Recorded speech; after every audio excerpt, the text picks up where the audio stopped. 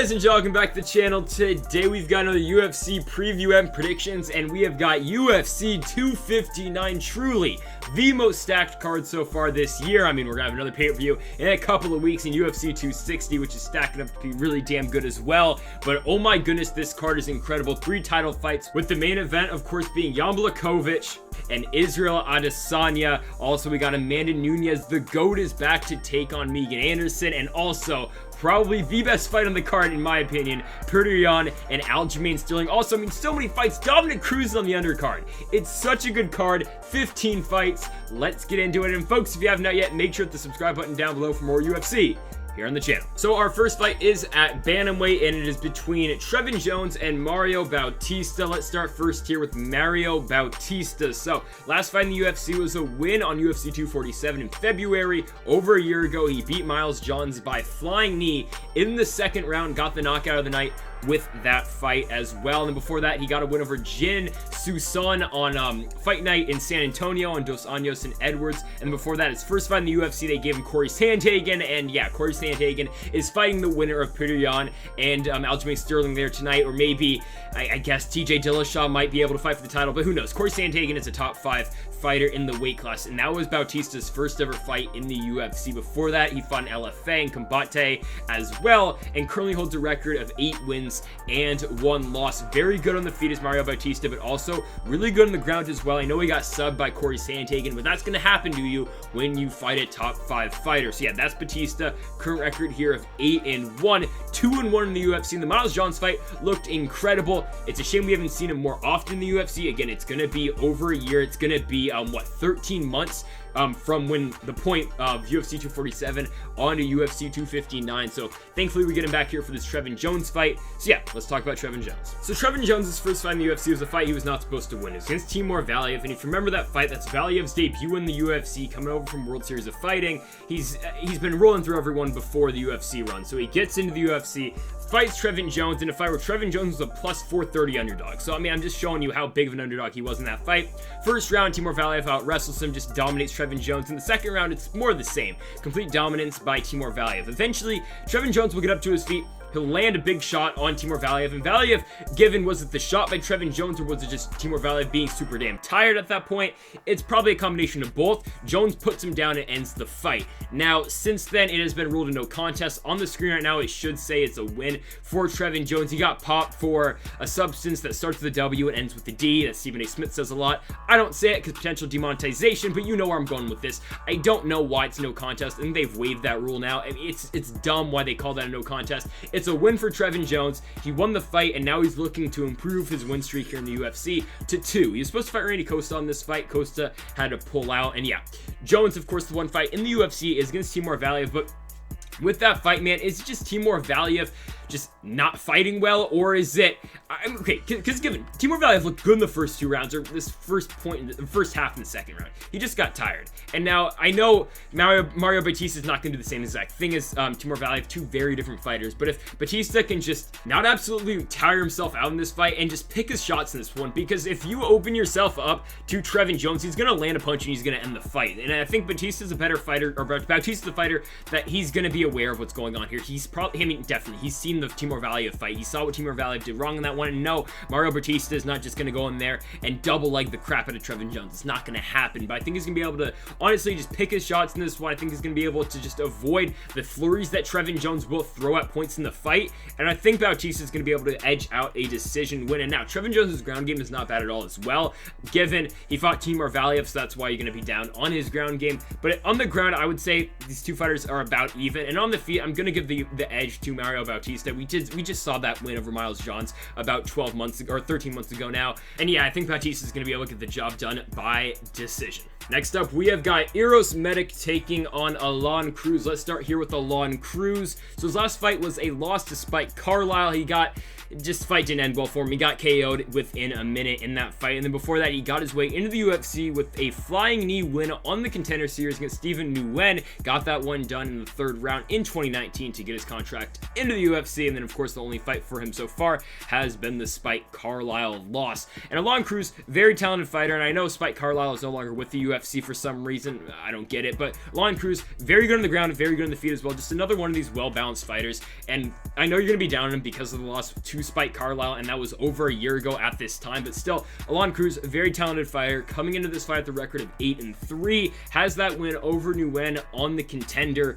And yeah, I mean, I hate to say it, but there's a chance Alon Cruz is fighting for his contract in this fight, so it definitely could end up in a really damn good fight. Let's talk about his opponent though, in Uros Medic. Yeah, I'm gonna keep it real with you. Uros Medic is winning this fight. Okay, what we've seen out of Medic so far in the with the Contender series when he beat Mikey Gonzalez, absolutely destroyed him in 2 minutes in the first round. But before that, I mean, you gotta look at his wins at Alaska FC, and I know 2019, 2016, they were a long time ago, but the man was dominant. I mean, look at all these wins. You got knockout in the first round, submission in the first round by triangle choke. You got a knockout in the second round, triangle finish in the first, and then a KO in the first round as well. This dude goes right through, guys, and I think if Medic wants to keep this one on the feet, he's going to get the job done. If he wants to take it to the ground, he can beat Alon Cruz. I just think all around, man, Uros Medic is a better fighter than Alon Cruz, and that's how simple I'm going to keep it.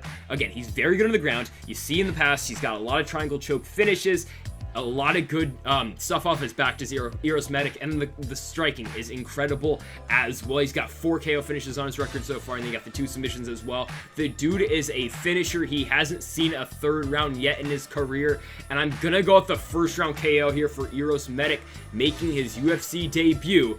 Yeah, give him the knockout finish. All right, so next up, we have got Amanda Lemos taking on Livia Souza. Let's start here first with Amanda Lemos. So her last fight was a win over Mizuki Inoue over on the Munoz Edgar card in August. Got the job done there by unanimous decision. Before that, she beat Miranda Danger Granger by rear naked choke over on Edgar and Korean Zombie over in South Korea. Got the job done there in the first round. Before that, her first fight in the UFC, she did fight Leslie Smith, and then she lost that fight by TKO. This fight, of course, is at 115 pounds. The fight against Leslie Smith, I do believe, was at bantamweight, and then she dropped all the way down to strawweight after taking 2 years off. So you got to think, the first fight in the UFC against Leslie Smith was in July of 2017.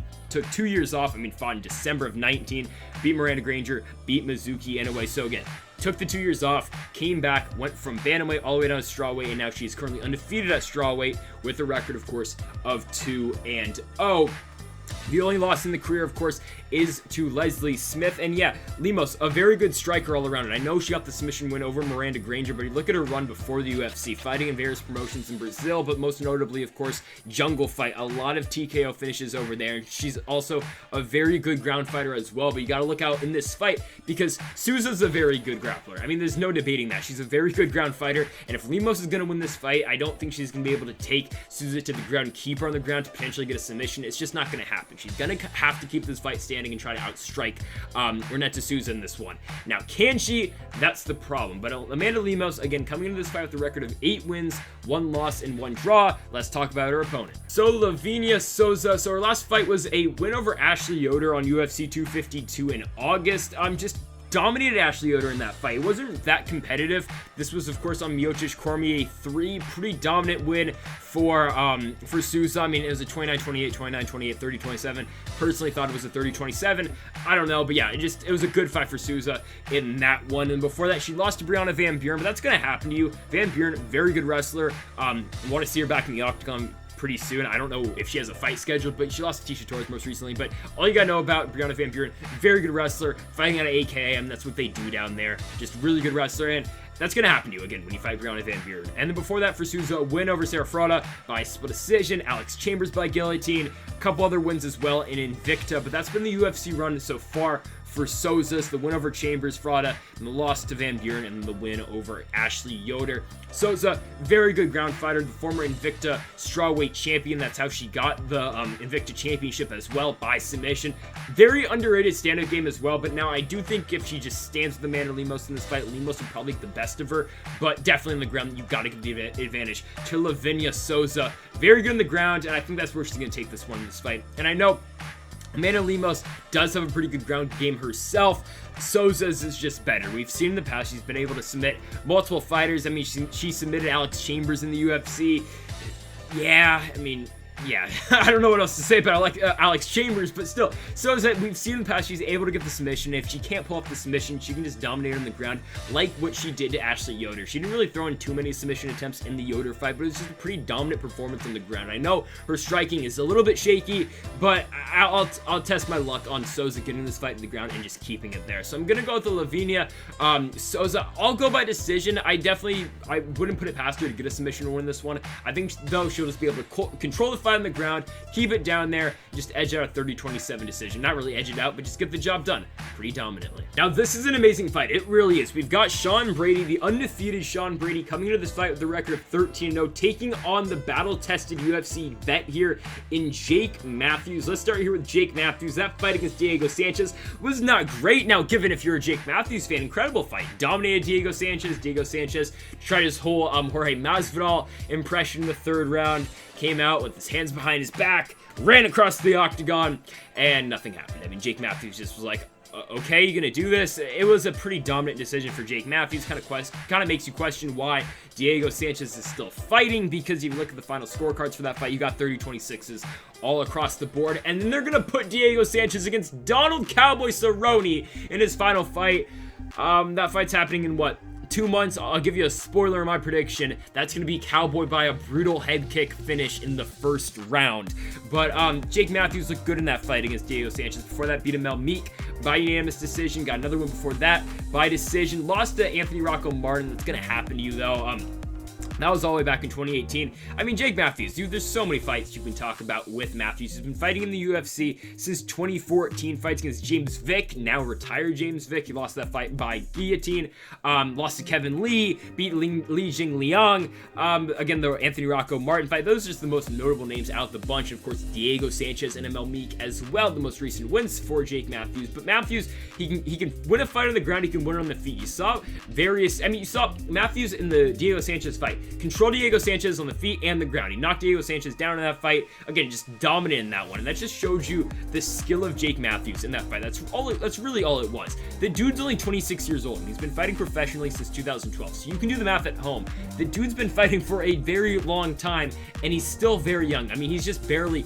I mean, you could argue he hasn't even hit his prime yet. So Matthews, there's a lot of good stuff to come right now for Jake Matthews, and currently has a record of 17-4. Again, those losses. You got James Vick, but this is James Vick before his chin was gone. Kevin Lee, Andrew Holbrook, okay, split decision loss, and Anthony Rocco Martin. So very talented fighters that Jake Matthews has lost to. But the problem is, he's taking on Sean Brady. Like, Sean Brady's undefeated, so that's a little bit unfortunate for Matthews. That being said, let's talk about Sean Brady. And what can I say about Sean Brady? Excellent, just an excellent fighter. Really good submissions, man. Pretty good stand-up as well. And another one of these fighters just so well balanced. You saw the Christian Aguilera fight. Guillotine finish over in Vegas on Smith Rakic. Got the performance of the night also with that fight. Just showed you what Sean Brady can do in the octagon. Before that, another win. I mean, let's talk about his first fight in the UFC. First fight in the UFC for Sean Brady. They give him Court McGee, the former Ultimate Fighter winner, of course. Coming to this fight, Sean Brady is the Cage Fury champion, right? So he comes into this fight against Court McGee. Gets the job done on an ESPN2 card. Pretty dominant unanimous decision. Two of the judges scored a 30-27, and the other gave it a 29-28 win for Sean Brady. But that just showed you how good Sean Brady was right off the bat. And his two fights after have been nothing. They've been spectacular. That's all I can say about that. And of course, the former Cage Fury FC welterweight champion of the world also fought in LFA as well. He's just, again, 13-0, been pretty damn dominant in all of his fights. We really haven't seen Sean Brady in too much trouble so far in his career, but Jake Matthews is a very tough test for a guy like Sean Brady in the weight class. Because Sean Brady, if he beats Jake Matthews, all right, you're going to be in the top 20 of the weight class, maybe in top 15 after, I'll say top 20 in the weight class after win over Jake Matthews. Because we've talked about the guys that Jake Matthews has fought in the past. Again, been fighting the UFC since 2014. A lot of damn fights as well. 13 fights, I do believe it is, since 2014. It's a damn lot. So if you beat a guy like Jake Matthews, who again, only 4 losses, 2 really good fighters, you're going to be in the top 20 for a while in this weight class. And I think Sean Brady's going to be able to get the job done. Everything that we've seen in the past from Sean Brady shows that he should probably win this fight. And the Court McGee fight, now given Court McGee and Jake Matthews are 2 different fighters, but you got to think from it, 2 veterans, and I know Court McGee's like a lot older, I'm pretty sure, than Jake Matthews, but still, I mean, they're just both veterans, two guys who have been fighting in the promotion for a while, and Sean Brady just looking to take him out here in his 4th fight, by the way, for Sean Brady. He's getting a guy like Jake Matthews. Now, if Sean Brady takes this fight down, which I think I probably will see out of him in this fight, Jake Matthews, you cannot underestimate his ground game. Very good submissions for Jake Matthews off his back. He's gotten submissions before in the UFC. I think that's where he's probably at his most dangerous in this fight, because I know Sean Brady's striking, he hasn't gotten a finish on the feet so far in his UFC career, but we've seen the striking so far. He's got a lot of power. Now, Jake Matthews' striking is good too, but again, it's the submissions for Jake Matthews that concerns me with Sean Brady in this fight. I know Sean Brady's a good grappler as well, but it's just concerning considering how many fights Jake Matthews has been in. He's seen the prospect before. He's seen the guy who's climbing up the ranks, who's currently undefeated. And that's the only concerning part I have in this one for Sean Brady, but I think he's going to be able to avoid some of the submissions Jake Matthews will throw at him, and I'm going to go with the Sean Brady unanimous decision. I think he's going to be able to control the fight on the feet and on the ground.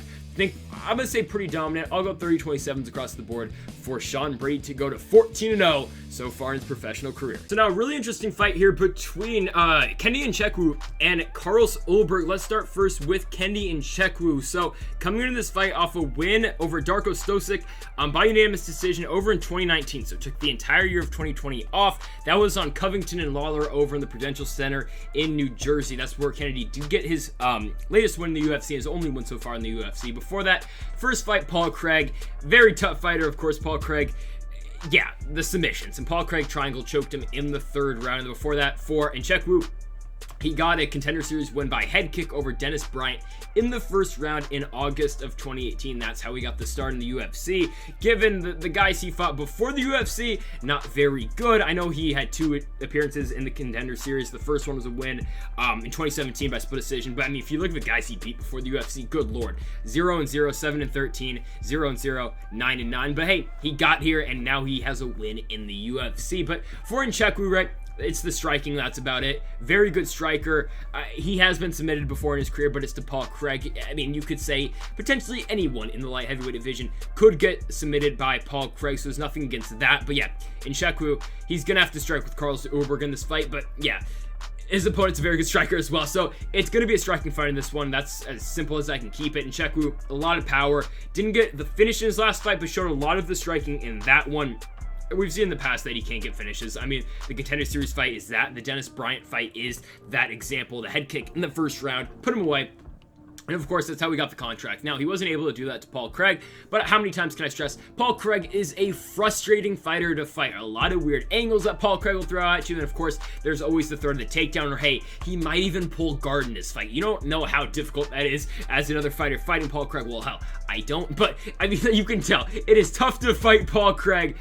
It really is. And Nzechukwu, of course, fighting out of Fortis MMA. Currently coming to this fight with a record of 7-1. So yeah, let's talk about his opponent though, in Carlos Ulberg. And Ulberg, of course, fighting out of City Kickboxing over there in New Zealand, the teammate of Israel Adesanya, Dan Hooker, Alexander Volkanovski, one of the better gyms right now in MMA. But yeah, currently only 3-0. And his last one was a win over Bruno Oliveira on the Contender Series. I do believe was it the last one? It was the second. I think, yeah, it was the last one of the season, I think. Don't quote me on that one, but it was pretty late in the season. It was the main event, I think. Beat Bruno Oliveira, knocked him out in the 1st round in 2 minutes. He's only 3-0, so only 3 fights for Carlos Ulberg. I don't believe we're going to have the graphic going for his last 3 fights because it's only been 3 fights, and I'm just going to talk about it right now. So, first win, 2011. That's a long damn time ago, right?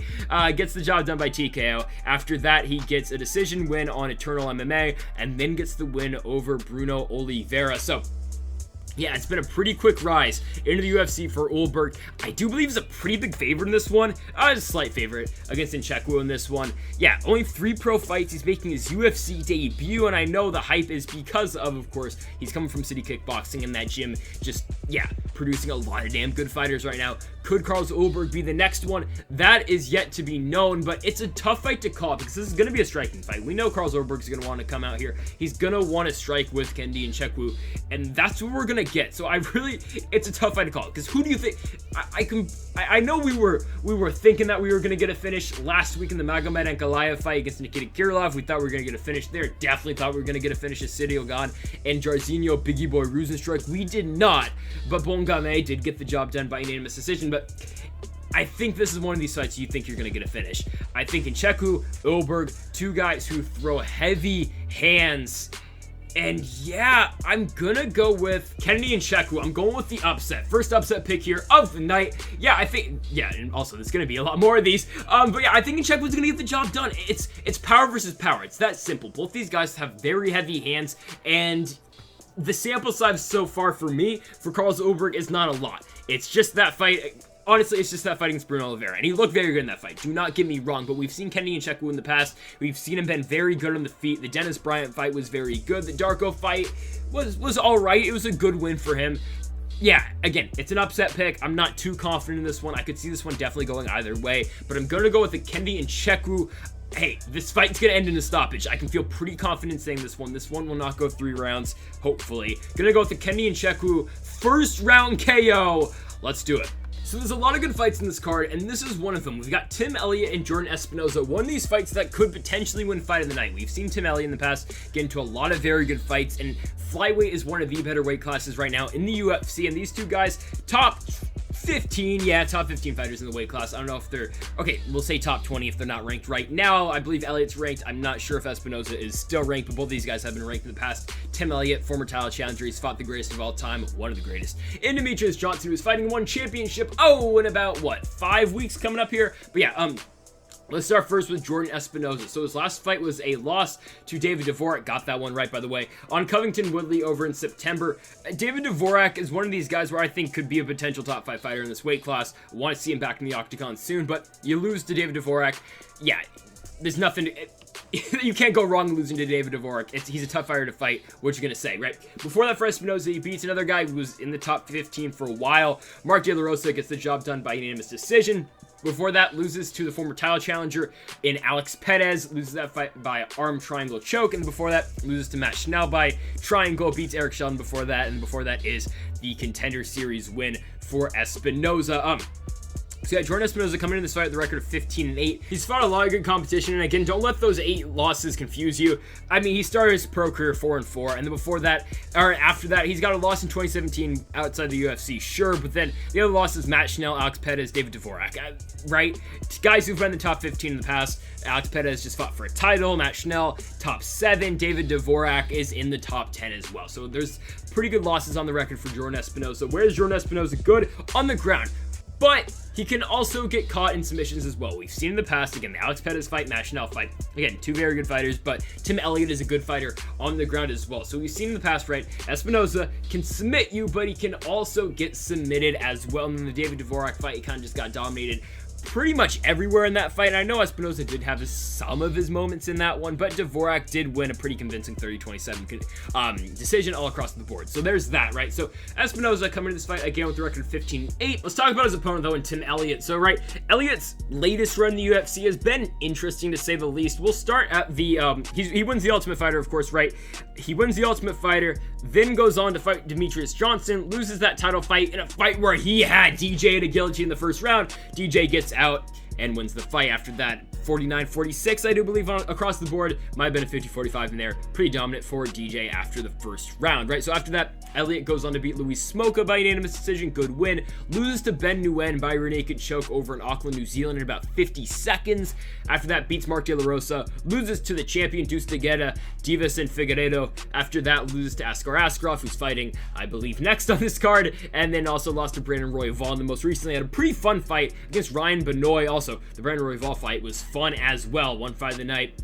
The Ryan Benoit fight did not win fight of the night. Also, it didn't, but really good fight, and Tim Elliott did get the job done by unanimous decision over on Calvin Kattar and Dan Ige over in Abu Dhabi. In the first round of the UFC, I mean, there's not much to go by. The most memorable fight is the loss to Ali the back-to-back losses to Ali Bogantinov and Joseph Benavidez, 2 guys who, at the time, right, Tim Elliott goes on a 2-fight winning streak he goes on a 2-fight winning streak. His first run in the UFC, loses to John Dodson, but then wins 2 fights, looking at a potential top 5 for Tim Elliott, loses to the former title challenger in Ali Bogantinov, and loses to Joseph Benavidez as well, loses another fight, gets cut, and then comes back on the Contender Series, not the Contender Series, excuse me, the Ultimate Fighter. The former title FC flyweight champion, by the way, as well. And Tim Elliott, that's how he came into the Ultimate Fighter, with the Titan FC championship. So coming to this fight with a record of 16-11-1. Another one of these guys, though, in Tim Elliott. Don't let the record confuse you. Very good fighter. Started his career 0-2-1, came back, bounced back. I mean, he started 10-6-1. There's that. He's back. Again, Elliott's fought the best of the best. Demetrius Johnson, Deiveson Figueiredo, Askarov, Joseph Benavidez, Ali Bautista. 5 guys right there who have all main evented pay-per-views. 5, okay, well, Askarov haven't, but 5 guys, top 5 fighters, former champions, former title challengers in there, and then Askarov with the win later tonight against Joseph Benavidez will be a title challenger as well in the future. Tim Elliott, though, another one of these guys like Jordan Espinosa, good grappler, good on the ground, but he can also be submitted as well. And both these guys pretty solid on the feet. So it's just an interesting fight. It's a funky fight because you just don't know what you're going to see out of Tim Elliott. Sometimes we see a very good Tim Elliott. For example, the Ryan Benoit fight looked very good. And sometimes we see a Tim Elliott that's not very good. For example, the Ben Nguyen fight when he gets submitted in 50 seconds. Same with Jordan Espinosa. Sometimes you see him at his best, i.e. the Mark De La Rosa fight. Sometimes we see him kind of the David Dvorak fight. I know I said Jordan Espinosa wasn't horrible in that fight. He wasn't, but still lost that fight pretty convincingly. So it just depends with Jordan Espinosa. You just don't know what Jordan Espinosa you're going to get in this fight. You don't know what Tim Elliott you're going to go in this fight. You're going to get in this fight. Gonna go with the experience in this one. I'm taking Tim Elliott. I've been a fan of Tim Elliott for a while since that Ultimate Fighter run. Honestly, since the first run of the UFC, especially after he won the Ultimate Fighter. I like Tim Elliott. I think he's gonna be able to get the job done here. I think he'll be able to win the scrambles on the ground because it's gonna be a weird fight. It's gonna be a fun fight. Again, one of these fights that could win fight of the night on this card. Gonna go with the Tim Elliott unanimous decision here. Could definitely go either way, but we're going with Elliott. So City Kickboxing is back on this card. Kai Kara-France is now fighting Rodrigo Bontorin in this one. Let's start here with Rodrigo. So his last fight in the UFC was a loss to Ray Borg by unanimous decision over in Rio Rancho, New Mexico. Borg did miss weight in that fight, but Rodrigo did lose that one by unanimous decision. Before that, beat Raulian Paiva by TKO. Before that, got another win by split decision, and then got his way into the UFC by winning on Dana White's Contender Series Brazil by rear naked choke in the second round. So Rodrigo, it's simple, really good ground fighter. He's got to, if he's gonna beat Kai Kara-France, he's got to take him to the ground. It's a styles matchup. It kind of is. Rodrigo, very good ground game. Kai Kara-France, very good stand-up game. That's how simple I'm going to keep this fight. Current record for Bontorin, record of 16-2. Again, the loss to Ray Borg. And then as well, another loss back in 2017 by rear naked choke. Again, it's simple. Ground fighter, very good submission jiu-jitsu player versus a very good fighter in Kai Kara-France, who's a very good striker. Bontorin, again, the UFC run has been pretty good except for the Ray Borg fight, and now you can excuse the Ray Borg fight because he missed weight, but I mean, I don't know, he still lost to Ray Borg, but Borg, of course, did miss weight in that fight by 2 pounds. And yeah, let's talk about his opponent though, Kai Kara-France. And yeah, Kai Kara-France's last fight, incredible fight. You gotta go watch that one. Main card fight against Brandon Royval.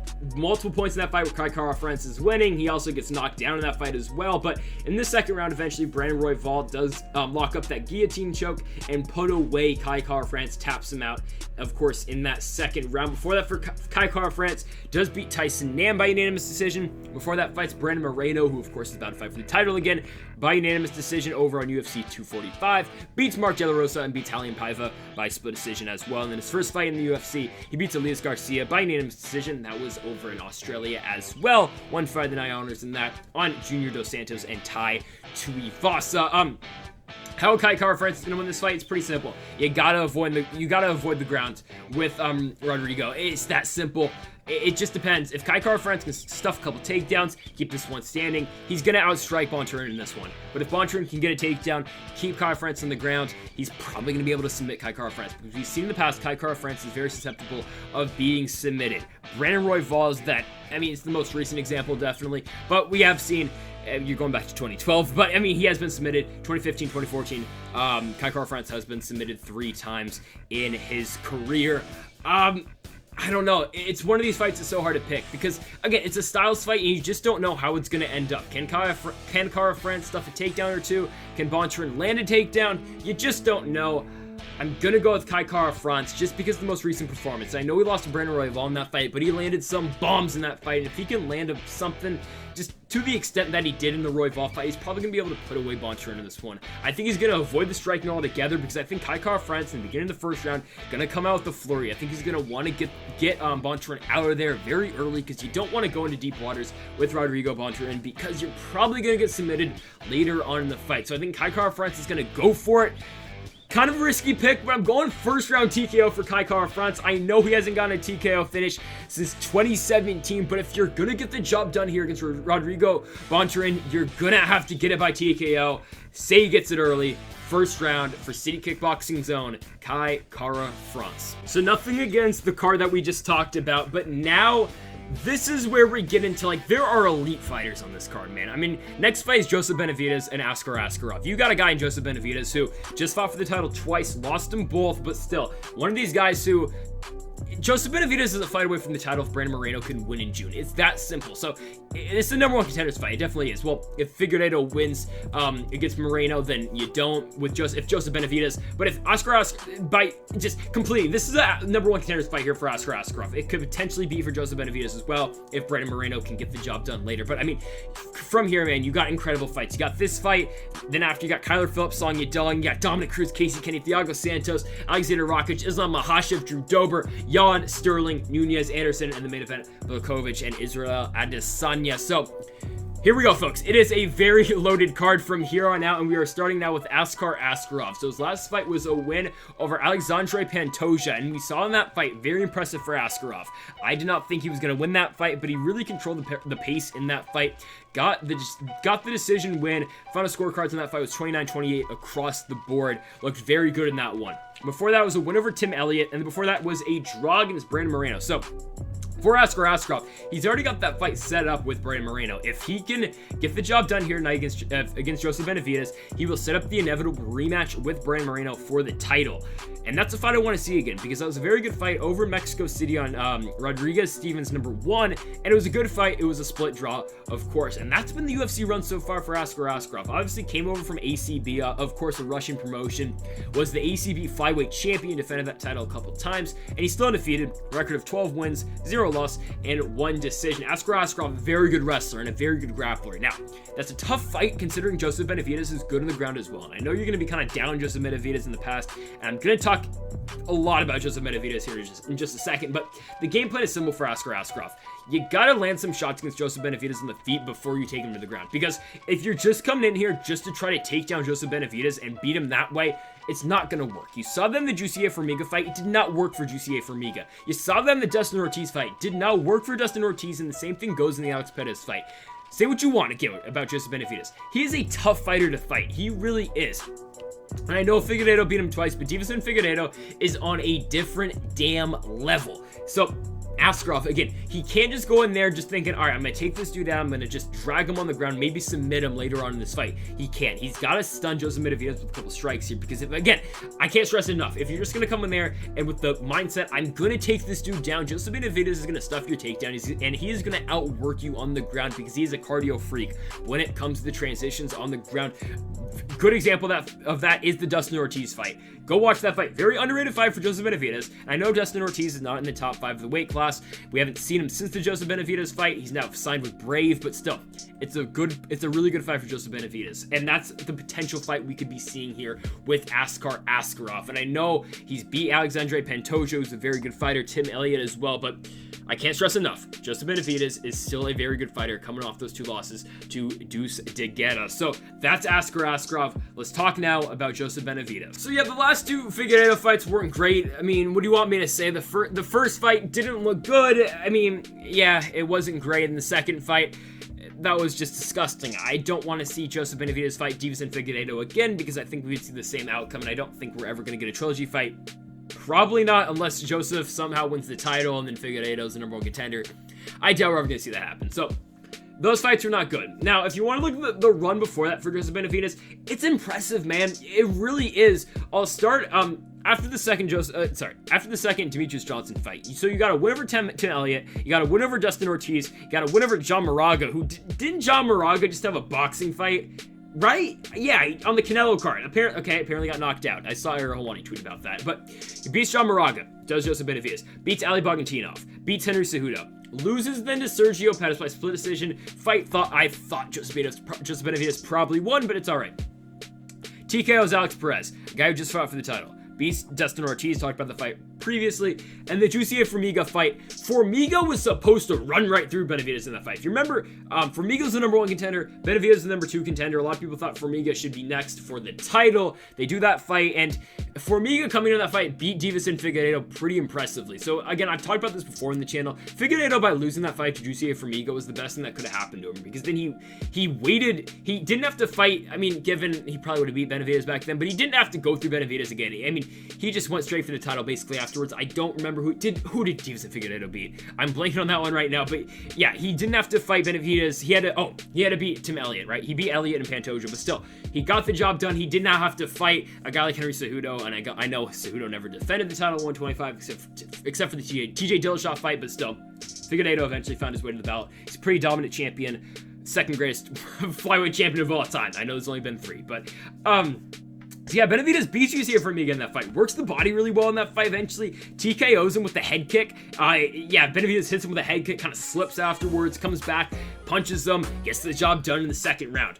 Good performance, wins KO of the night in Minneapolis, Minnesota. It was a good win for Joseph Benavidez. And the narrative going into the first Figueiredo fight was, all right, well, Benavidez just beat Formiga, and Deiveson Figueiredo is kind of at the time, is kind of a toned down version of Jussier Formiga. Okay, we didn't know the power Deiveson Figueiredo really possessed coming into that fight, because he really didn't have too many knockout finishes. I know he beat Moraga, but at that point, beating John Moraga was kind of a given by TKO. So, I mean, Benavidez, or not by TKO, but beating him in general, all right? So, Benavidez was supposed to win that Deiveson Figueiredo fight. He didn't, and then by the time the second fight came around, we knew how that fight was going to end. Not because Figueiredo missed weight the first time. We knew Deiveson Figueiredo was going to go straight through Joseph Benavidez. We knew how it was going to happen, right? So, Benavidez, man, I know he's kind of a long way to the title. We know if Moreno wins, I guess, and a Benavidez win here could put Benavidez next to the title. Who knows? But it's all about this fight here for Joseph Benavidez. If he loses, I'm pretty sure he'll probably retire. If he wins, I think he'll keep going. It's a tough task to beat an undefeated fighter in Askarov, who is 12-0-1. Call me crazy, I'm picking Joseph Benavidez. Okay, I think if Askarov takes him down, I know Deiveson Figueiredo submitted Joseph Benavidez, but the problem is with that, Joseph Benavidez was getting killed on the feet. It's that simple. Figueiredo was dominating him on the feet. Askarov, I don't think is going to be able to do that to Joseph Benavidez. With the exception of Deiveson Figueiredo and maybe Brandon Moreno, I don't think there's too many guys in that weight class that can really outstrike Joseph Benavidez. Like, underrate the hell out you want about Joseph Benavidez' striking, but it's pretty damn good. Like, I honestly still think Joseph Benavidez is pretty solid. The wrestling of Askarov could be a problem for Benavidez, but he hasn't been submitted in his career other than the Figueiredo fight, which in a fight where he was probably going to get stopped anyway by TKO, Figueiredo just landed a couple more punches in ground and pound. I mean, that was probably going to happen anyway. So the finish was a given in that fight after, maybe 2 minutes. So Askarov does not have the power Deiveson Figueiredo has. If you go straight in for a takedown, Benavidez' ground game is so damn good. I mean, again, the 1 submission loss to Figueiredo is there, but still, 9 submissions in his career. He's also good in the feet as well. I like Joseph Benavidez in this fight. It's surprising. I didn't think I was actually going to go with Benavidez in this one, but just looking at it in full, man, people underrating Joseph Benavidez coming into this fight. I think he's going to be able to get the job done. I'm going with the Benavidez decision win. I think he'll be able to outstrike Askarov. I think he's going to be able to keep it on the feet. And on the feet, man, again, call me crazy, I like Joseph Benavidez on the feet in this one. I really do. I'm just comparing what Askarov did against Pantoja. I know it was very good, but I think Benavidez is going to be able to get the job done. Going with the Joey B unanimous decision win. So next up, we have got Kyler Phillips taking on Song Yadong. Let's start here first with Song Yadong. So the last win for Song Yadong was a win over Marlon Chito Vera over on Overeem Harris in Jacksonville, Florida in May of 2020. It's a good win. It's a good win for Song Yadong. And then before that, the fight against Cody Salmon. Now, say what you want in that one. Decision could have definitely gone either way. I mean, it's a weird decision, it is. But it was a draw in that fight. Before that, for Song Yadong, he beats the AKA product and Alejandro Perez. He knocks him out in the first round. Before that, beats Vince Morales. And yeah, it's been a pretty good run for Song Yadong so far in the UFC. He's currently undefeated in the promotion. His last loss was in 2016 over in China. It's been a while. And Song Yadong, his striking has gotten so much better. He's a really good striker, man. We saw in the Chito Vera fight, he was able to outstrike Chito Vera, work him pretty well on the ground as well. I know that was a featherweight fight, but still, one fighter than I in that one. It's a pretty good fight. And the Cody Stamann fight, if Song Yadong wasn't deducted the point in the first round, I do believe he would have won the fight, but it is what it is at this point, right? So, Song Yadong, again, current record of 16 wins, 4 losses, and 1 draw. A lot of knockouts on the resume. He is not bad on the ground either, but Kyler Phillips is pretty good too, honestly, on the feet. So I think Song Yadong, he doesn't go to the ground game often, but it would not be a bad idea to try to take down Kyler Phillips in this fight. I wouldn't put it past him. Now, in all likelihood, we will get a striking fight in this one between Song Yadong and Kyler Phillips. But again, don't put it past him to potentially take this fight down to the ground. And yeah, that's Song Yadong. Let's talk about his opponent here in Kyler Phillips. And Kyler Phillips' last fight was a win over, oh yeah, it was Cameron Else. He beat Cameron Else on the home Aldana card over in Abu Dhabi. Got the job done by TKO in the second round. Before that, beat Gabriel Silva by unanimous decision. And that's been the UFC run so far for Kyler Phillips. I know he fought Brad Katona over on the Ultimate Fighter. Did lose that one. Before that, fought in the Contender Series. Got the job done by ground and pound in the first round against James Gray. And he has 1 loss so far in his pro career. It was a loss to Victor Henry.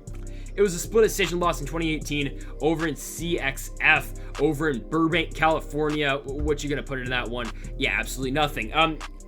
The fight against Gabriel Silva was pretty good.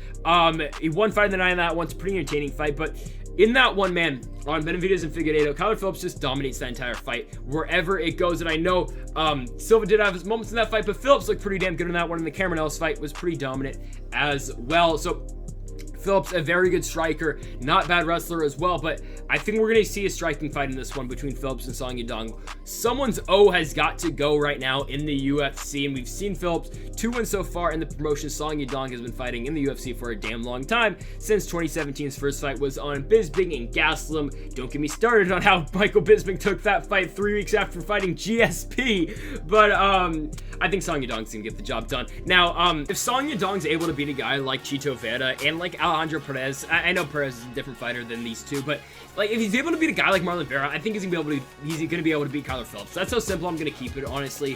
Song Yadong's striking is so damn good, and I know Phillips' striking is good as well, but it's just, who do you think is gonna be able to out kickbox the other? And I think Song Yadong's gonna be able to do it. I've seen Song Yadong repeatedly been very good, fighting at Team Alpha Male over in Sacramento, California. He's got Uriah Faber in the corner, and I think he's gonna be able to get the job done. I'm gonna go with the Song Yadong. I'll go with the decision win. Maybe you could see a finish, but I'll go with the Song Yadong decision win in this one. Folks, this fight is on the undercard. Yeah, think about it. Dominic Cruz is on the undercard. I'm getting the Mizugaki vibes again, but whatever. He's fighting Casey Kenney, and now this is what a damn, like, Casey Kenney, this is the opportunity of a lifetime. You're fighting the greatest 135-pounder of all time. I know you can make the case for TJ Dillashaw and multiple other fighters. I still think Dominic Cruz is the greatest 135-pounder to ever fight. He's fighting Casey Kenney, though, and this is such an opportunity for Casey Kenney, right? So, Kenney coming into the UFC, beats Ray Borg, beats Manny Bermudez, loses to Marab, beats Louis Smolka, beats Altang Ali, beats Nathaniel Wood. Casey Kenney's an incredible striker. The Nathaniel Wood and Altang Ali fight, we didn't really see much of the ground game. Casey Kenney striking is so damn good. The kicks this man throws, heavy impact. Nathaniel Wood and Altang Ali, you look at Altang Ali in that fight, Kenney kicks the crap out of his damn body. It is insane. This is going to be a striking masterpiece. I don't see this one going to the ground. I know Casey Kenney did finish Louis Smolka over on Woodley Burns by guillotine. I don't think it's going to happen. I think he's going to strike with Dominic Cruz. It's going to be a good one. I mean, Casey Kenney has been able to outstrike Nathaniel Wood and Altang Ali. I know Nathaniel Wood's not the most credentialed striker in the world ever, but he's pretty damn good, though. I mean, Nathaniel Wood's a good striker. Casey Kenney dominated that fight, man. He looked very good in the Altang Ali fight as well. The cardio this man possesses is absolutely insane. Casey Kenney throws a lot of volume. He's going to keep going in this one. He's not going to stop. He's not going to get phased by the weird Dominic Cruz head movement that he throws. I mean, I know Cruz, again, a very funky fighter to fight. His feet movement, his head movement is unlike any other, so it's a very tough style to crack. And I don't think Casey Kenney's going to be able to catch Dominic Cruz with a knee, kind of like Henry Cejudo did, but what an opportunity, of course, it is for Casey Kenney. The key to this one is the kicking. I mean, it's pretty simple. If you saw the last two Casey Kenney fights, the dude's kicks are insane. If he can chop down Dominic Cruz's front leg, it's going to be able to stop some of the movement that Dominic Cruz, or most of the movement that Dominic Cruz will do. Again, just watch a Dominic Cruz fight, or just look up Dominic Cruz movement or head movement compilation. That starts with the feet, man. And Dominic Cruz is so quick getting in and out in certain points in the fight. If Casey Kenney can knock out the legs of Dominic Cruz, it's going to be hard for Cruz to really work at all in this fight, and Kenny's gonna be able to just stop the movement and stop the entire game of Dominic Cruz, because again, Cruz's head movement and his movement to get around strikes is how he wins fights. Go watch the TJ Dillashaw fight. That's what he does. And I know Dominic Cruz throws a really nice blast double in there in all of his fights. It's not going to happen. He's not going to want to test the ground game of Casey Kenney. I know Casey Kenney hasn't gotten a submission since 2017, but his ground game is good and it's very underrated. Don't think Dominic Cruz is going to want to go down there. So we're going to see a stand-up fight in this one. We're going to see it. It's a good fight, man. And again, the opportunity for Casey Kenney here is absolutely incredible. But think about it. Casey Kenney in 1 year has as many UFC wins as Dominic Cruz. I know, that is hard to believe. We've got 5 for Casey Kenney, Ray Borg, Manny Bermudez, Luis Smoka, Altang Ali, Nathaniel Wood. That is 5. I know the guys Dominic Cruz has fought a lot different. Uriah Faber, Demetrius Johnson, Mizugaki, Dillashaw, Faber. Yeah, they both have five wins in the UFC. And Dominic Cruz only has one more fight in the UFC than Casey Kenney. That is absolutely insane. But yeah, let's talk about the Dominator, the greatest bantamweight of all time, Dominic Cruz. So I said in the open for this fight, yeah, I'm getting the Takeda Mizugaki vibes in this one. And on that card, we're going back to UFC 178. So I'll give you the backstory in that one. So Dominic Cruz, of course, the WEC champion. Everyone knows that. Defends the title multiple times in WEC. Joseph Benavidez twice. Scott Jorgensen beats Uriah Faber in the UFC. Beats Demetrius Johnson in the UFC. Gets injured with his knee injury, comes back 3 years later. He is on the prelims on Fox Sports 1 against Mizugaki, knocks him out in the first round on a Demetrius Johnson, Chris Carriasso pay-per-view card. I know Conor McGregor, Dustin Poirier 1 was on that card, and that's pretty much how this card is well known. Cowboy Eddie Alvarez was on this one as well, and the infamous Yoel Romero Tim Kennedy fight as well. But that's on the undercard of that fight. It's the first fight before the main card. Dominic Cruz comes in that fight just straight at Mizugaki and finishes him in a minute.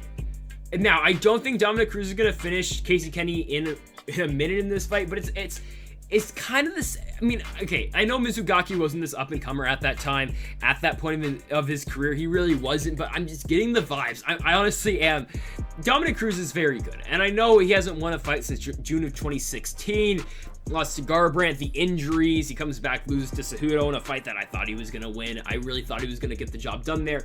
He didn't, but all right, a wise man once said by the name Corey Anderson, there are levels to this, and I truly believe this is a levels fight. Casey Kenney is a good fighter. Don't get me wrong, this dude is going to be in the top 10 for a long time.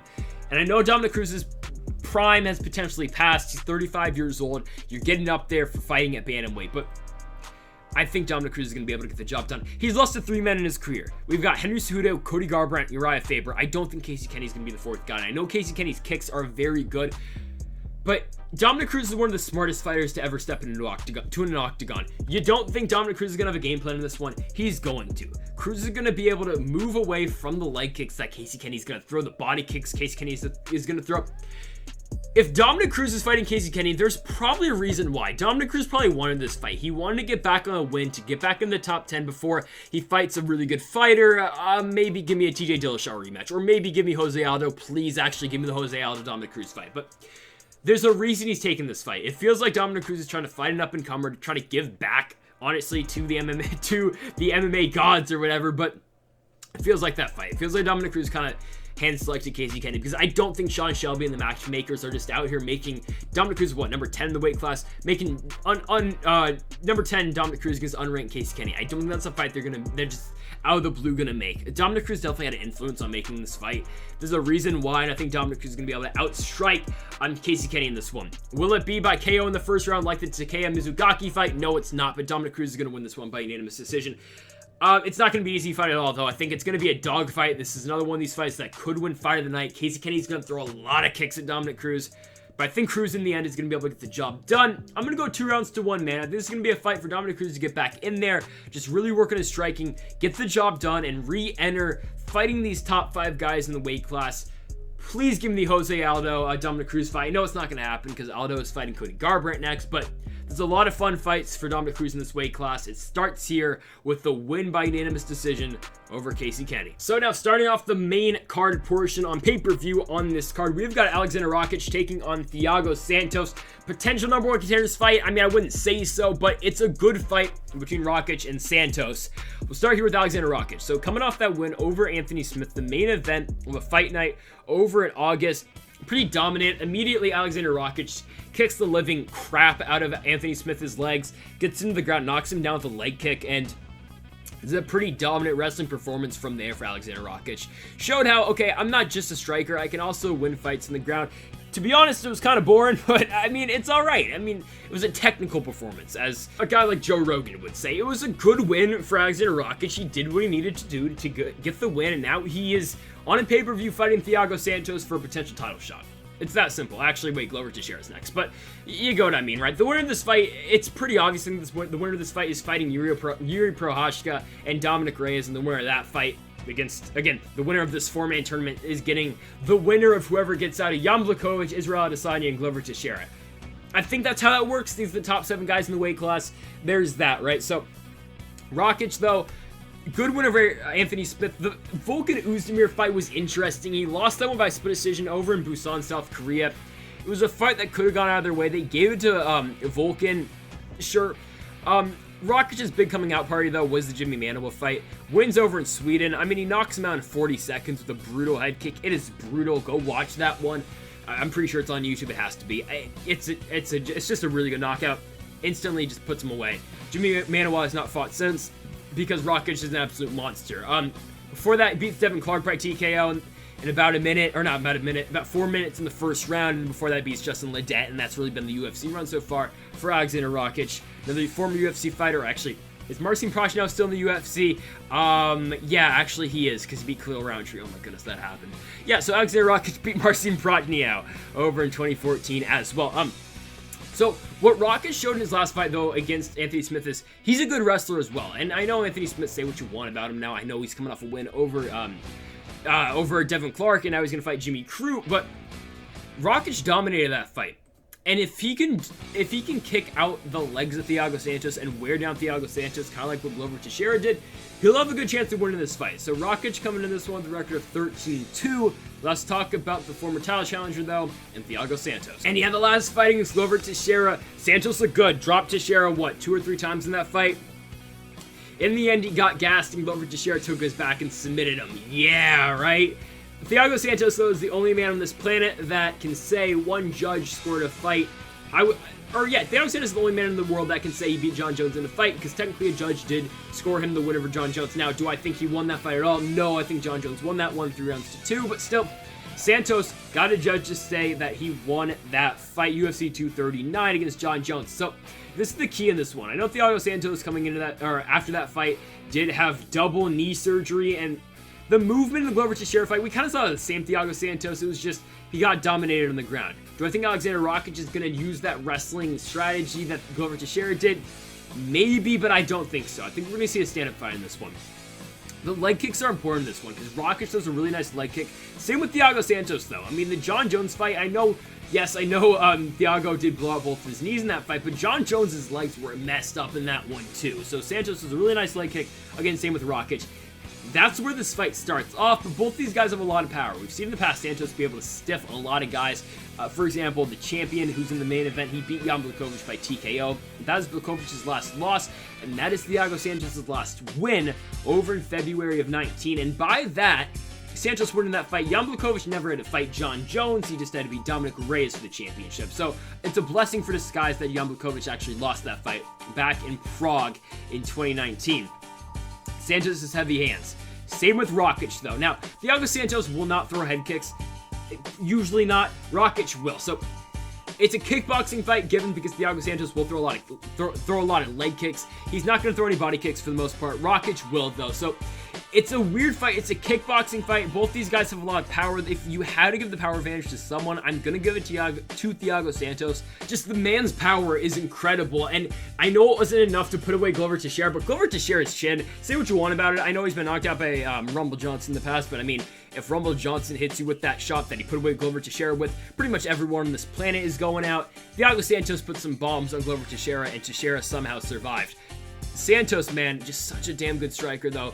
I mean, we've seen the dude's knocked out. Just listen to names this man's knocked out. The champion, Jan Blachowicz, Jimmy Manoa, Anthony Lionheart-Smith, Jack Hermanson, Gerald Mearshart, Jack Marshman, Nate Marquardt. I mean, it's a lot of good fighters Thiago Santos has knocked out in the past. Now, do I think he's going to be able to do it to Alexander Rakic? I don't know, because I think we're probably going to see a finish in this one. I don't see this one hitting the judges' scorecards. Now, the only way I do see it happening, though, is if Rakic does just take down Thiago Santos and keep him down there. So it's a tough one to call. I know Thiago Santos does have a black belt in Brazilian Jiu-Jitsu, but we saw in that last one, another one where a wise man once said it. His name is Corey Anderson. There are levels to this, and there were levels to the BJJ side of things in that Thiago Santos and Glover Teixeira fight.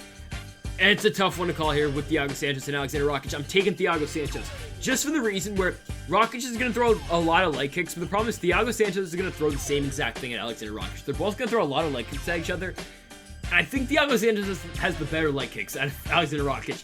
And it's weird saying that, but I think that's where this fight comes down to. It is the leg kicks from both guys, because we know Rakic, he's going to throw a lot of kicks. He's going to throw a lot of upper kicks, right? Or upper kicks. He's going to throw a lot of head kicks, all right? Thiago Santos is going to throw a lot of haymakers. We know what we're going to get at both these guys, but it's when you break it down, it's going to be the leg kicks that are going to make the big difference in this one. And I think Thiago Santos is going to be able to land the better leg kicks, going to keep distance better from Alexander Rakic, going to prevent him from potentially trying to shoot him for a takedown.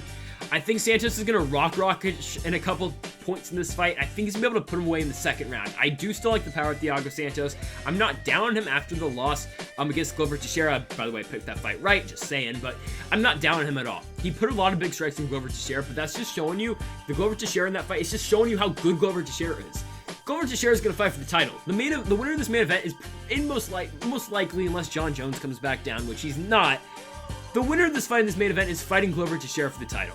And Thiago Santos just lost to that guy, and Thiago Santos, he knocked him down multiple points in that fight. So I still like Thiago Santos a lot. I really like the power in this one for Thiago Santos. I say he puts down Rakic and he puts him away in the second round. So now we have got Islam Makhachev taking on Drew Dober, a very good fight at 155 pounds. It's a good one, man.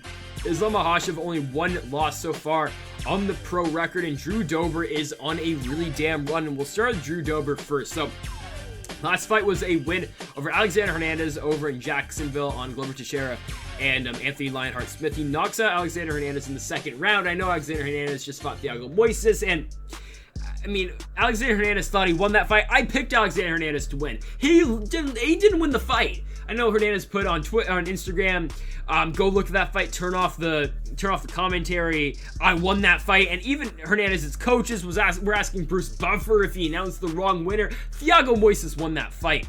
But Dober, there was no controversy, I guess. I mean, there shouldn't have been controversy in the Hernandez-Moises fight, but there was no controversy when Drew Dober beat Alexander Hernandez. He knocked him out in the second round. Before that, for Dober, he beat Nasrat Haqparast by KO in the first round as well in a minute. And before that, he beat Marco Polo Reyes by TKO in the first round in about a minute as well on the Ngannou dos Santos card over in Minnesota. The last loss for Drew Dober is a loss to Beneil Dariush. He did get armbarred in that fight, triangle armbarred in that fight in the second round over in Wichita, Kansas on the Luis dos Santos card. That's concerning considering you are fighting Islam Makhachev, because Islam Makhachev will get you down and he will submit you. So that's a little bit concerning for Drew Dober. And before that, I mean, it's just Dober's been fighting the UFC for a long time. His first fight was on the Team Rousey versus Team Tate Ultimate Fighter finale show over in November 2013. Again, he's been fighting the UFC for a while. He fought Will Brooks back in 2012. Just a lot of good fighters Drew Dober has faced. But again, the problem is if you can get submitted by Olivier Aubin-Mercier on UFC 206 in December of 2016, and I know that's a long time ago, I know that's 5 years ago, but like Islam Makhachev's going to submit you. So I'm concerned in that element for Drew Dober. I like Drew Dober, very good fighter, very good top 15 fighter, but it's simple. He's got to stuff some takedowns in this fight. He's got to keep this fight standing. He cannot go to the ground with Islam Makhachev because Islam Makhachev will maul him on the ground. And I'm serious. I mean, Islam Makhachev, again, these Dagestan guys, they will destroy you on the ground, and that's concerning. Again, Makhachev also fighting at an AK as well, but it's gonna be it's an uphill battle for Drew Dober. It definitely is. But now, if you just consider this fight though, if this is a stand-up fight, if this is a kickboxing fight, Drew Dober is winning the fight. But it's of course Makhachev's takedowns and his wrestling makes his striking better. And I'm not saying that Islam Makhachev is gonna come out here and strike with Drew Dober for 15 minutes and win that exchange. But Makhachev is gonna have his moments on the feet where I can't really say Drew Dober is gonna have his moments on the ground. So that's Drew Dober fighting out of Elevation Fight Team over there in Colorado. Let's talk about his opponent in Islam Makhachev. So yeah, Makhachev was supposed to fight RDA his last fight. Of course, that fight didn't happen because Makhachev did have to pull out. But yeah, he is back now, and he's gonna be fighting, of course, Drew Dober. Hopefully this fight actually does happen, but we haven't seen Makhachev since 2019. That's a little bit concerning. We have not seen him since the Davey Ramos fight. In a fight we're given, he did look pretty dominant in that one. That was on Khabib Nurmagomedov and Dustin the Diamond Poirier. You saw 29-27 on that fight. It should have been 30-26. The other two judges did have it at 30-26. Pretty dominant for Islam Makhachev. What can I say?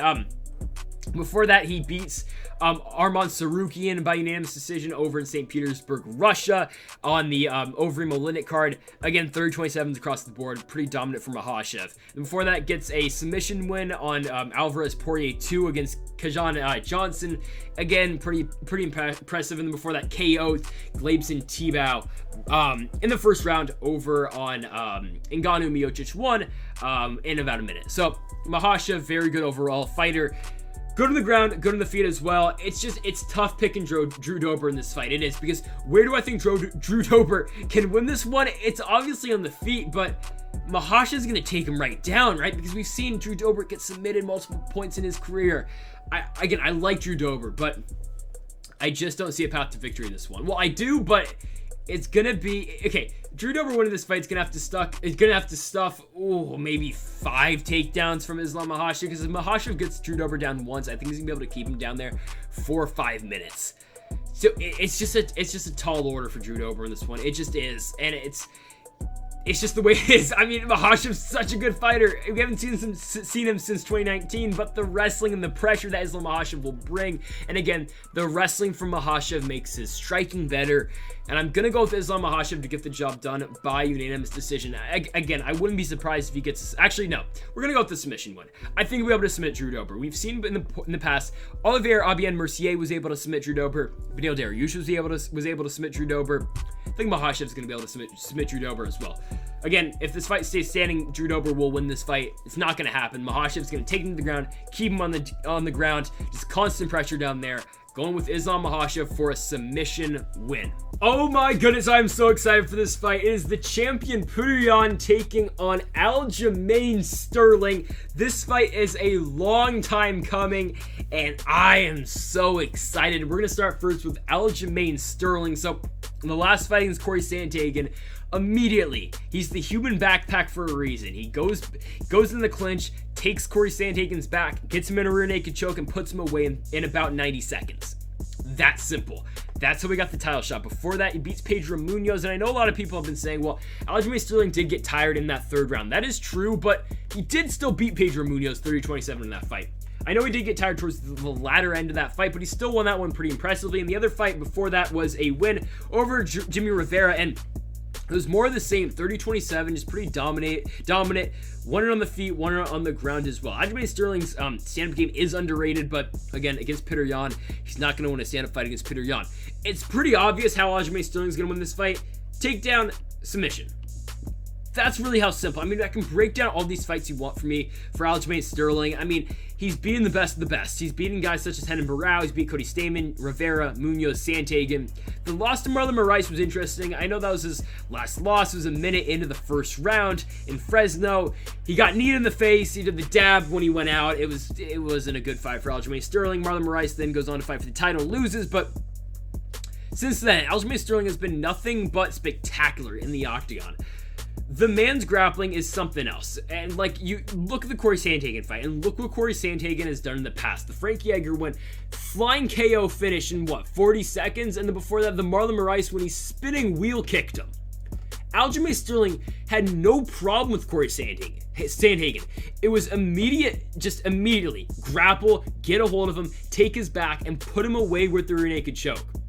That's what he's got to do to Petr Yan. And now, if he does that to Corey Sandhagen, if that same Aljamain Sterling comes in this fight, the same Aljamain Sterling that beat Corey Sandhagen comes in this fight against Petr Yan, he's gonna beat Petr Yan.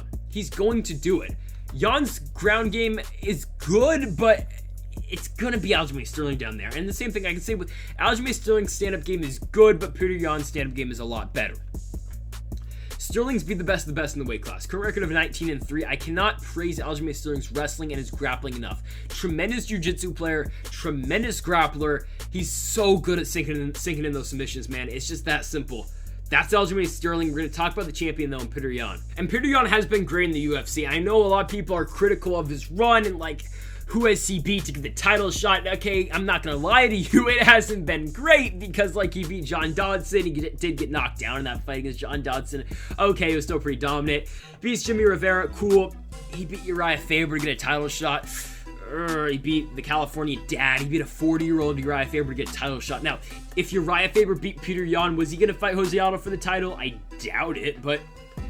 And then the Jose Aldo fight, he looked good in that one. I know Aldo won probably a round in that one. That fight was stopped way too late. It was a dominant performance at the end of that one for Petr Yan.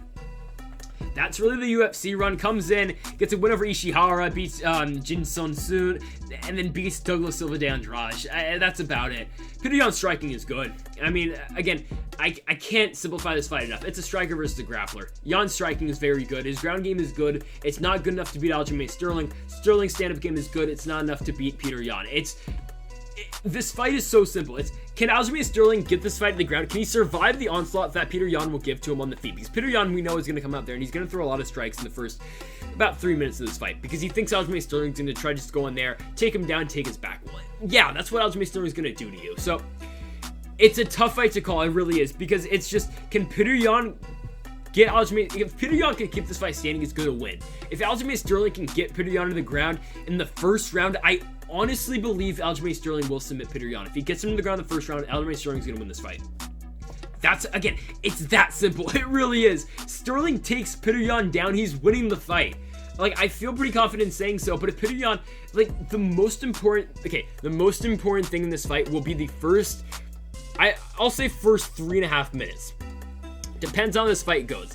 If Aljamain Sterling is trying actively to go for the takedown, trying to take down Petr Yan in the first 3 minutes and 30 seconds of this fight and cannot, Petr Yan's winning this fight. But if Aljamain Sterling has the slightest bit of success in that first round, he's going to continue that success in the later rounds in this fight. I know both these guys have tremendous cardio, but still, Sterling gets the fight in the ground in the first round. It's going to give him a lot of confidence, and he's going to be able to do the same thing later on in the second, and in the third, and in the fourth, and in the fifth, if needed. Sterling, his wrestling is there, and the jiu-jitsu is there as well, and we saw it, and I can't stress enough to you, that Corey Sandhagen win is about as big of a win as you're ever going to get. Straight to the back, straight rear naked choke, gets the fight to the ground, puts him away. But, like, he's got to avoid the power of Yan. We've seen Sterling get knocked down in the past. Against the Marlon Moraes fight, it's a really nice knee that landed right on the damn button. But Yan has a lot of power, and I would not put it past Petr Yan of just ending this fight in the first round as well by KO. But I'm a big Aljamain Sterling guy, man. I really am. And I'm taking Aljamain Sterling. I'm taking Aljamain Sterling by first round submission. Yeah, I'm that confident. I really am. Okay, and I know I stressed in the beginning how, okay, well, Petr Yan, a lot of people have been critical of his run to the title so far. I'm one of those people, okay? I'm a big Aljamain Sterling fan, all right? And if Petr Yan goes in this fight and beats Aljamain Sterling, I'm never going to question how good Petr Yan is ever again. I'm really not. This is the test for Petr Yan. Is he going to be one of these guys? If he beats Aljamain Sterling here, Petr Yan's going to be at top of this weight class for a long time. But if he loses, of course, Aljamain Sterling will be the champion. It's that simple. This is a big test for Petr Yan. This is probably going to be one of his toughest challenges so far in the weight class. And Sterling it's been a long time coming for this title shot, but Sterling is again, he's the funk master. Just so many weird styles he's going to throw at you. His stand-up game is good. Again, it's good, but like in this fight against Petr Yan, it's not going to matter. It's just simple. Can he get this fight to the ground? Can he take him to the ground? Well, we saw in the Corey Sandhagen fight. Corey Sandhagen, a very good striker, and he's got very good takedown defense. Does Corey Sandhagen, a very good grappler in his own right. But Aljamain Sterling made quick work of him, and made Corey Sandhagen look like he was just a striker in that fight. And Petr Yan, yes, he's got a decent ground game and is a decent grappler. Aljamain Sterling is going to make Petr Yan look like Corey Sandhagen in this fight. He's going to make Petr Yan look like just an amateur grappler. He's going to. Sterling is going to come in this fight. He's going to clinch with him immediately. He's going to grapple with him immediately. He's going to get a hold of something. He's going to be able to go get a takedown. He's going to be able to work on him for that first round. And I think he's going to be eventually going to be able in the first round to force Petr Yan to make a mistake. He's going to take his back and he's going to get him with the rear naked choke. That's how confident I am in Aljamain Sterling. If you want to just think about the confidence I have with all these fights in the card, and I know the next fight will, spoiler alert, I think Amanda Nunes is going to beat Megan Anderson, but I'll talk about that more in a second here. Like, my confidence on Aljamain Sterling is one of the highest on this entire card. I am that confident in Aljamain Sterling to be able to get the job done by submission. This fight's about even with the odds. It should be. It's a good fight, and again, I'm not doubting Petr Yan at all. The dude's an amazing fighter, but the matchup is going to Aljamain Sterling. And like the guys these dudes have fought in the past, who is like Petr Yan's fought Uriah Faber and Jose Aldo. Come on. Aldo's very good, and I know he's about to fight Cody Garbrandt to get back in the top 3, but, like, come on. Aljamain Sterling, that last win against Corey Sandhagen, you cannot replicate it. I'm going with an Aljamain Sterling submission in the first round and new champion for Aljamain Sterling, and I guess bring on the rematch with Corey Sandhagen, but yeah, I'm going with Aljo to get the job done. Okay, so we have got Amanda Nunes and Megan Anderson. Where to start with this one? Okay, so Megan Anderson, the biggest underdog on this card. Amanda Nunes is like I'll have it on the screen, like a minus 1100 favorite. Okay, that tells you everything you need to know. Megan Anderson, who has she beat in the UFC? Alright, she beat Kat Zingano with the toe poke. Sure, Kat Zingano is a Bellator contender. That's fine. Good win. Comes in the UFC, loses to Holly Holm, then the Zingano fight. She loses to Felicia Spencer. Okay, she gets submitted by Felicia Spencer in 3 minutes. Let me ask, who did Amanda Nunes just beat for the 145-pound title? Right, Felicia Spencer. Pretty damn dominant. For that, Megan Anderson beats Ziara Ferran dos Santos. Okay, I'm sorry, she's not a UFC caliber fighter, it's dos Santos. Really not. Megan Anderson gets her to the ground and submits her. Cool, whatever. Then she beats Norma Dumont. Norma Dumont's not a 145-pounder. She's a 135-pounder. Okay, and a lower level 135-pounder if I'm being honest, okay? Anderson puts her down in about 3 minutes. Okay, cool. But, like, it's just... If you get submitted by Felicia Spencer, Amanda Nunes is going to do the same exact thing to you. I feel pretty confident in this one. Okay, if you want to look at the Amanda Nunes Duran Duranemy fight, I'm going to talk about more Amanda Nunes in a second here, but, like, that's the strategy she's going to have against Megan Anderson. Now, how can Megan Anderson win this fight? She's got to avoid going to the ground. I mean, Holly Holm kind of just showed how you beat Megan Anderson. You strike with her for a little bit, you get her to the ground, you hold her on the ground. Felicia Spencer did. Ziara Ferran dos Santos wasn't able to do that. Norma Dumont wasn't able to do that. And it's not like Megan Anderson, like if she's on the field with Amanda Nunes, she's going to win no matter what. No, Amanda Nunes is going to probably outstrike Megan Anderson. But if Megan Anderson's going to have any shot of winning this fight, she's got to keep it standing. Because Megan Anderson has no chance in hell of winning a ground fight against Amanda Nunes. It's that simple. Like, she's got a purple belt in jiu-jitsu, whatever. If Megan Anderson's a purple belt in jiu-jitsu, Amanda Nunes is a black belt times 10 in jiu-jitsu. I'm sorry, but it's just that simple. Anderson's gonna have the big reach advantage in this one. Actually, it's 3 inches. Megan Anderson, if you didn't know, she's 6 feet tall. Amanda Nunes is 5'8", so it's gonna be a big size discrepancy in this fight. It shouldn't really matter. I mean, that's Megan Anderson, man. I'm sorry, I'm kind of critical in this fight, but I just don't see the point in it. I really don't. And if Megan Anderson somehow wins this fight by KO in the first round, I don't know what to say, man. I mean, like, no one's gonna see that coming. I guarantee you, there's no one who is serious on the internet who thinks Megan Anderson's winning this fight. And I know that was probably the narrative. It was the narrative when Holly Holm fought Ronda Rousey, but like, I just don't see how Megan Anderson wins this fight when we have seen basically a replica of this fight in the past. And let's get straight into it. So, do you remember Duran Duranemy versus Amanda Nunes? So, Duran Duranemy, of course, very good striker, kind of like Megan Anderson. I'm taking Duran Duranemy in a striking fight over Megan Anderson, though, but still, not a very good ground game in Duran Duranemy. I know she just submitted Juliana Pena, who Amanda Nunes is ducking. That's a joke, but yeah, I mean, okay, not a very good ground game in Duran Duranemy, but a very good striker. Amanda Nunes comes in that one. Takedowns. We don't see that too much by Amanda Nunes. We saw that in the later rounds of the Felicia Spencer fight. I mean, Amanda Nunes is just going to take Megan Anderson down and win the fight. Now, if she strikes with Megan Anderson, tries to get, I mean, I don't know. Like, I just don't see it happening. The only way I see Megan Anderson winning is if she kicks Amanda Nunes right in the face, and Amanda Nunes is very reckless coming to this one. Lets her guard down. Anderson hits her with one, because Megan Anderson, don't get me wrong, has knockout power. That's what she's got going for her in this one. Amanda Nunes does, of course, too, but she's got a puncher's chance in this one. She always will have a puncher's chance. Megan Anderson. But I like, you lost to Felicia Spencer on the ground. Amanda Nunes dominated Felicia Spencer on the feet and on the ground in her fight. She dominated Duran Duranemy on the ground. It's going to be one of these. Amanda Nunes is going to come into this fight. She's going to immediately go in for a takedown against Megan Anderson, and she's going to dominate her for the first 2 rounds on the ground, and in the 3rd round, Megan Anderson's going to be tired as hell. Nunes will outstrike her, and then in the 4th round, she's going to put her away. It's going to be a 4th round stoppage for Amanda Nunes. She's probably going to take her time in this one, and I wouldn't be surprised if she just submits her in the 1st round, but I'll say the submission comes later in the fight. I'm going to go for 4th round submission in this fight for Amanda Nunes. It's pretty simple. We've seen Megan Anderson get out wrestled in the past, get out grappled in the past. You're going against the greatest female fighter of all time in Amanda Nunes. I don't see a path for victory for Megan Anderson in this one. I'm sorry I'm so critical about this fight, but it's a mismatch. It really is. It's one of the bigger mismatches in UFC title history, and I know last time we said this about a UFC title fight, it was Holly Holm and Ronda Rousey. It's not going to happen. Amanda Nunes wins this fight, 4th round submission. So it is time for the main event of the evening. We have got the middleweight champion of the world in Israel Adesanya coming up to fight the light heavyweight champion of the world in Jan Blachowicz. Let's start here with the challenger in the style bender, the last style bender in Israel Adesanya. I mean, what do you want me to say? The Paulo Costa fight was a dominant performance. The leg kicks were insane. Israel Adesanya just showed why this dude's one of the best fighters in the world. If the Yoel Romero fight, if you were down in Israel Adesanya after the Yoel Romero fight, well, the Paulo Costa fight showed you how good this guy is. Leg kicks insane. Eventually picks his shot. He's a sniper. Eventually gets his chance. Finishes Paulo Costa with that kind of the same punch that he does put away Robert Whittaker with. But Adesanya's striking is just insane, man. It is. I mean, the Whittaker fight looked very good. The Costa fight looked very good. I can't stress to you how good Israel Adesanya's striking is. And it's a problem for Jan Blachowicz in this one. I know Blachowicz has a lot of power, and we saw that in the Dominic Reyes fight. A lot of people thought Dominic Reyes was going to win that one, but like, Adesanya is a very smart fighter. He's a very different fighter than Dominic Reyes. Now, if Jan Blachowicz can work the body really well in this fight, like what he did to Dominic Reyes, yeah, I think he's going to have a good chance. Again, the Polish power, he's got a lot of power, but like, my problem with Jan Blachowicz in this one is we saw how Paulo Costa was just not he wasn't a problem for Israel Adesanya. Same with Robert Whittaker.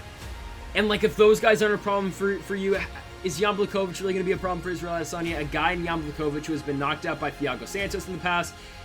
He's been knocked out. I mean, again, he's only really been knocked out by Thiago Santos, but like, if you're going to get knocked out by Thiago Santos, Israel Adesanya is probably going to put you away too. We've seen Blachowicz lose multiple times in the past. He's got 8 losses on his record. Given pretty good fighters. I mean, Jimmy Manuwa, Corey Anderson, Alexander Gustafsson, Patrick Cummings, Santos, but like, you're fighting Israel Adesanya, and I know it's the first time we're ever going to see Izzy at 205.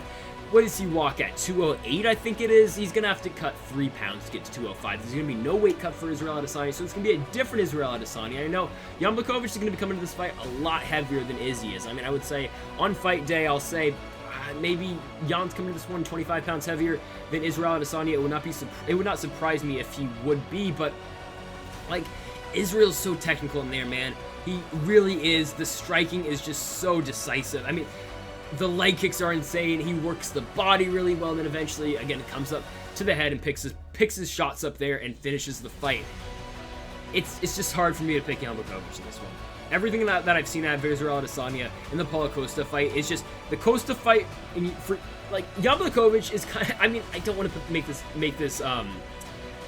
I guess. Jan Blachowicz is kind of like a 205 Paulo. He kind of is. Now, I don't think Jan Blachowicz is going to be drinking wine all night and getting drunk, hanging with the boys, Cody Garbrandt style.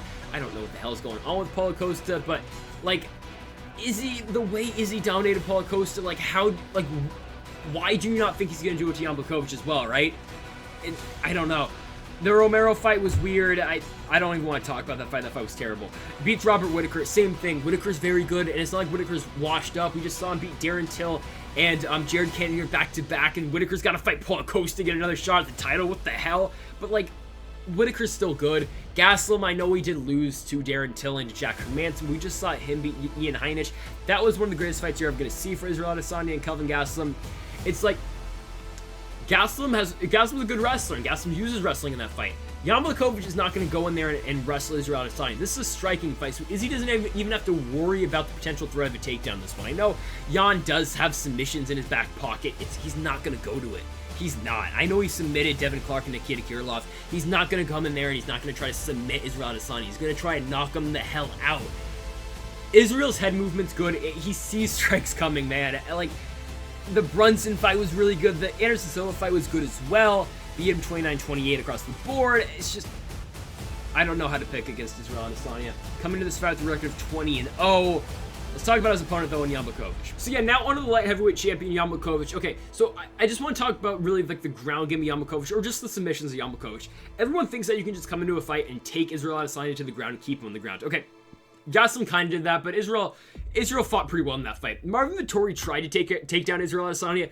It did not work. So it's not like a given that Jan Blachowicz is going to come in here and he's just going to immediately take down Israel Adesanya. I know Paulo Costa came into the fight against Israel Adesanya saying you're a white belt in jiu-jitsu, and Israel Adesanya kind of just embraced it. He was like, yeah, I don't really work on my jiu-jitsu because his takedown defense is really good, and I don't see a path where I could see a path for Jan Blachowicz for doing it. I don't think he's gonna be able to take down Israel Adesanya and just keep him down there for 5 rounds. And it's a thing where I don't think Jan Blachowicz is gonna want to do this. He's in the main event of a pay-per-view. He's gonna try to come in here and knock out the face of the UFC.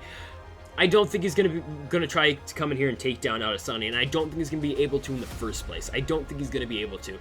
Like, if Gastelum had some troubles taking down Israel Adesanya, Blachowicz is going to have the same. He's not going to come in here. He's not going to be able to take him down. So Blachowicz is going to have to outstrike Israel Adesanya. Tough thing to do because we've seen Israel Adesanya fight these really good power fighters in the past. Example, Whittaker, Romero, Costa.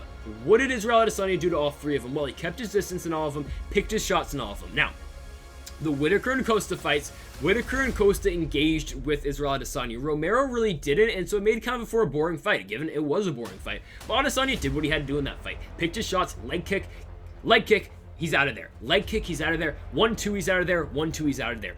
He's going to be so much faster than Jan Blachowicz in this fight. I know it's at 205, but Blachowicz he's kind of slow. He is. Now, he finished Dominic Reyes because Jan Blachowicz will work the body really well, but, like, Adesanya is going to see that from a mile away because Jan Blachowicz is going to be so much slower than the guys that Israel Adesanya has fought in the past. Again, Costa, Whittaker, Romero, Gastelum, Anderson Silva, Derek Brunson, sure, I'll put him in there too.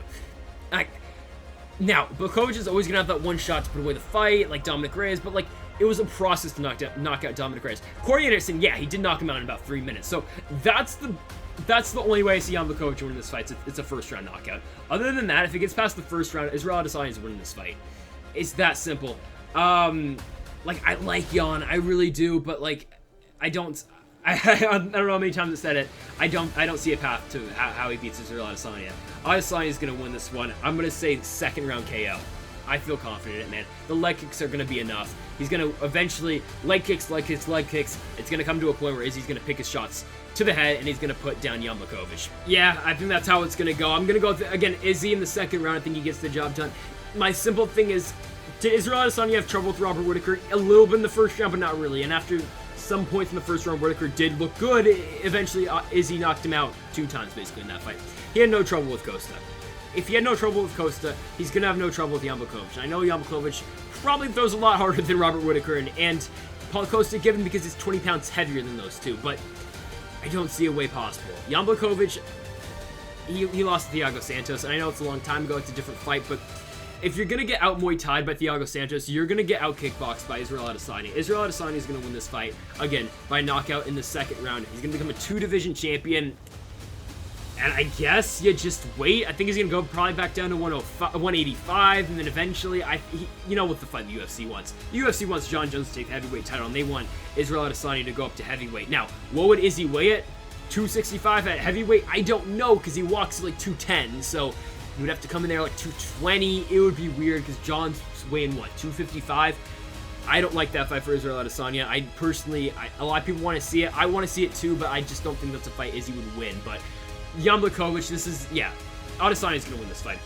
I'm pumped for it, but again, I think Izzy's going to get the job done. And folks, thank y'all for watching this long UFC preview and predictions. The longest one that has gone out on the channel yet is 1 hour and 23 minutes.